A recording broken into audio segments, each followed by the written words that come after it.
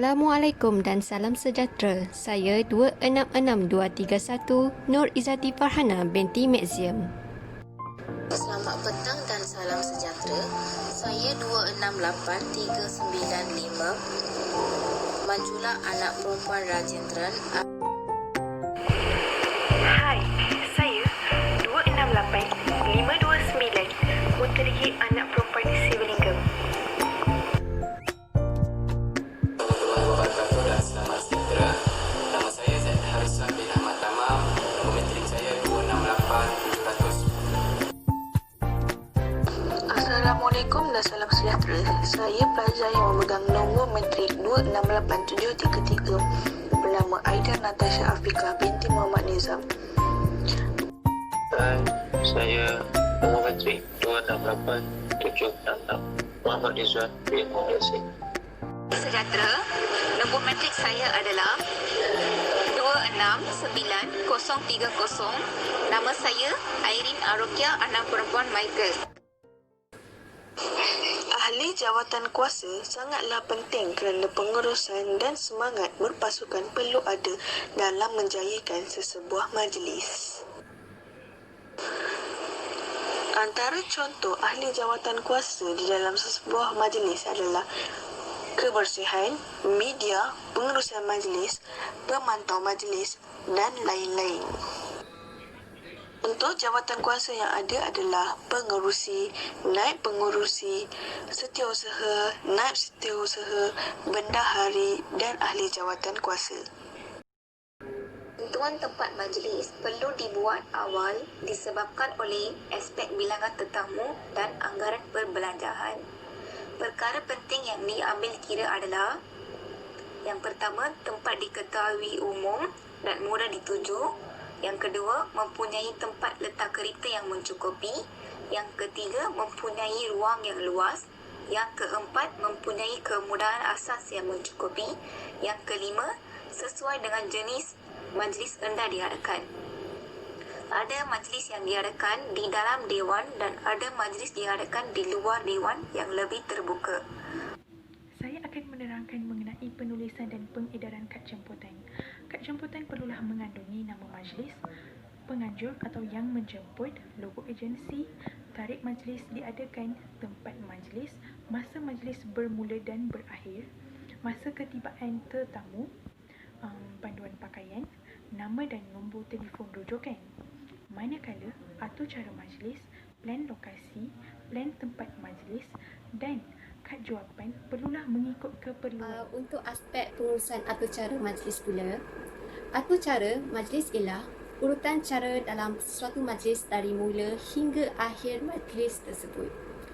Sebagai contoh, majlis rasmi kerajaan yang diadakan pada 11 malam hendaklah dimulakan selepas 8 malam dan ditamatkan selewat-lewatnya jam 11.30 malam.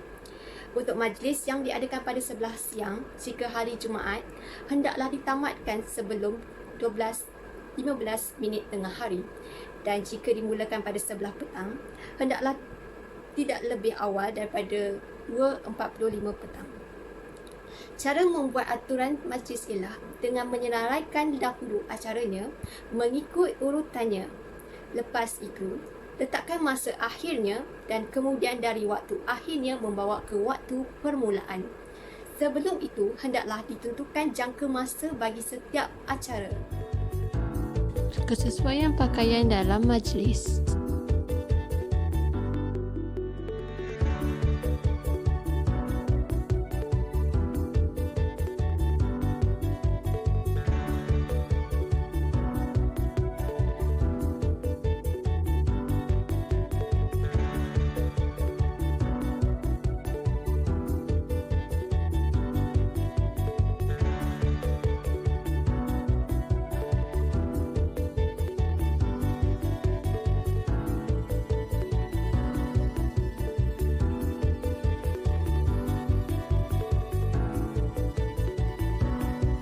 Kita ada pakaian majlis tidak tabalan, jamuan makan malam formal, jamuan rasmi dan majlis anjuran agensi.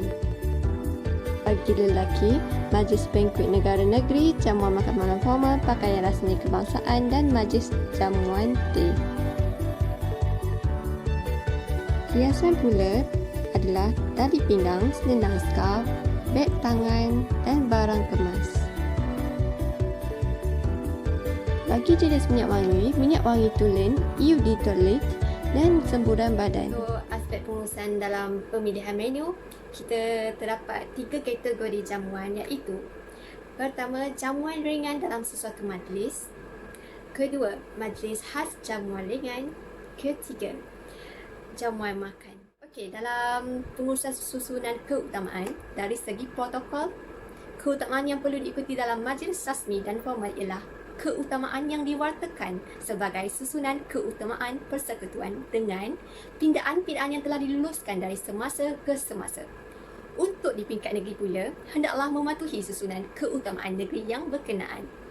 Susunan ini hendaklah diamalkan di semua majlis formal seperti aturan ketibaan dan balik, tempat duduk, teks juruk acara, teks ucapan dan lain-lain. Di sini saya ingin memberikan contoh panggilan hormat untuk mengumumkan sesuatu majlis, iaitu mengumumkan ketibaan yang amat berhormat Perdana Menteri Tan Sri Datuk Haji Muhyiddin bin Haji Muhammad Yaakob. Susunan tempat duduk dalam majlis rasmi dan formal, susunan tempat duduk mesti mematuhi susunan keutamaan yang diwartakan. Jika majlis diadakan di negeri dan tetamunya pula terdiri daripada tetamu persekutuan dan negeri, maka satu persetujuan hendaklah dicapai antara protokol persekutuan dan protokol negeri mengikut prinsip-prinsip yang ditetapkan. Dalam apa jua majlis kecuali majlis convocation university dan jamuan makan tetamu yang diduduk di pentas atau meja khas hendaklah dihadkan. Okey, bagi penentuan susunan tempat duduk. Pertama, bentuk-bentuk susunan tempat duduk. Kedua, susunan keutamaan. Ketiga, div paling hampir sekali dengan tetamu khas, ialah div terkanan. Ke kanan bermula dari kanan tetamu khas. Keempat, susunan tempat duduk di pentas dan div hendaklah mengikut ke kanan pentas utamanya. Kelima, acara perasmian dan sebagainya. Keenam, majlis jamuan rasmi. Ketujuh, jumlah ganjil atau genap. Kelapan, hadkan 3, 5, 7 ataupun 4, 6, 8. Perhatian berpusat ke tetamu berhormat. Dan ke-10, div yang paling hampir dengan tetamu khas ialah div yang paling utama sekali. Kepentingan pengacara majlis. Definisi pengacara majlis: seseorang yang dilantik secara rasmi untuk dipertanggungjawabkan mengendalikan sesebuah majlis mengikut atur cara yang telah ditetapkan dan merujuk kepada skrip yang telah diluluskan serta berpandukan arahan pegawai protokol, pengurus majlis atau event manager. Seseorang pengacara majlis atau MC, Master of Ceremony, memainkan peranan yang sangat penting dalam mengendalikan sesebuah majlis rasmi ataupun tidak rasmi, kerana sesebuah majlis rasmi tidak boleh bermula selagi pengacara majlis belum bersedia. Merekalah orang yang akan membuat pengumuman serta memberi arahan panduan kepada tetamu yang mengambil bahagian dalam majlis tersebut. Beliau juga perlu bijak.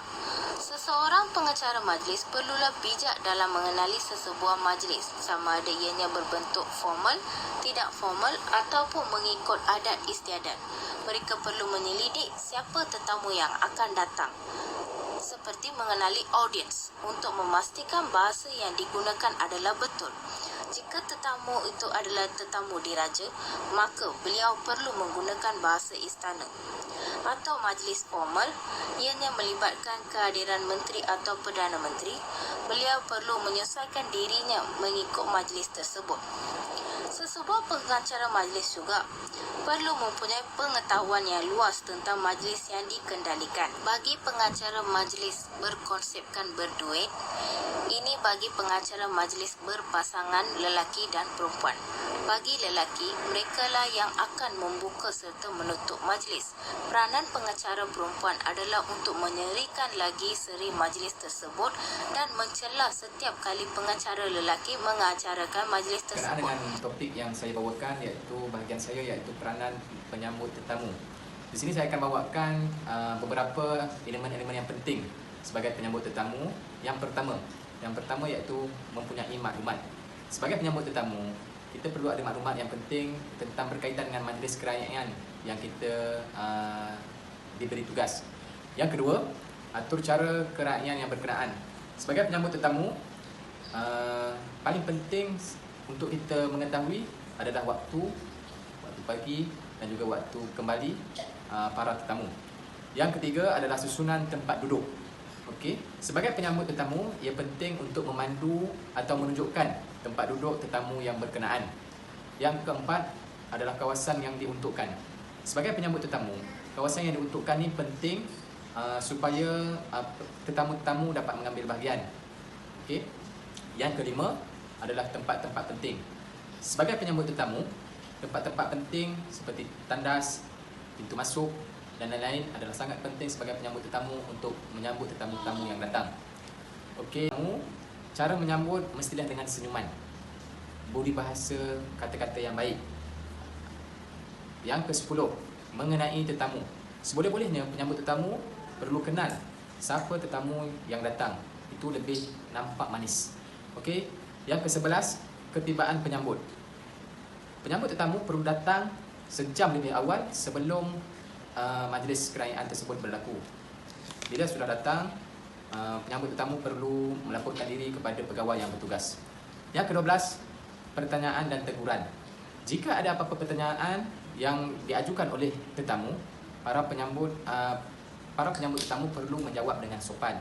Jika ada teguran dan daripada tetamu yang datang, para penyambut tetamu perlu tidak melatah, menjawab dengan sopan, dan paling penting jangan bertengkar. Itu adalah adab dalam penyambut tetamu. Yang ke-13 adalah kesulitan. Sekiranya berlaku kesulitan, penyambut tetamu perlu merujuk kepada pegawai yang bertugas. Dan yang terakhir sekali, para penyambut tetamu ni perlu senyum. Bila senyum, dia akan nampak manis seperti saya senyum. Kita dapat mempunyai pengurusan dalam raptai, iaitu raptai amatlah penting bagi sesuatu majlis walaupun majlis tersebut merupakan majlis ulangan, iaitu yang selalu diadakan dan hendaklah diadakan beberapa kali mengikut keperluan. Tujuan raptai ialah pertama, supaya mereka yang terlibat tahu akan tugas dan tanggungjawabnya. Kedua, untuk menentukan urutan majlis.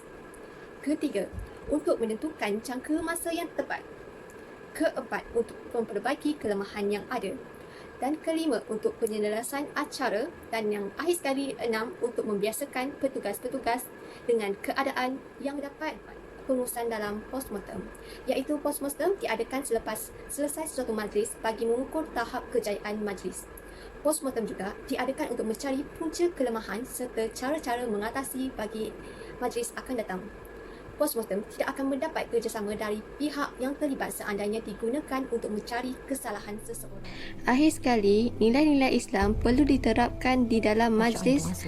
Hendaklah menggambarkan hasrat kerajaan mengenai dasar penerapan nilai-nilai Islam sejajar dengan agama Islam sebagai agama rasmi negara. Wa Rabbil Arsyil Azim.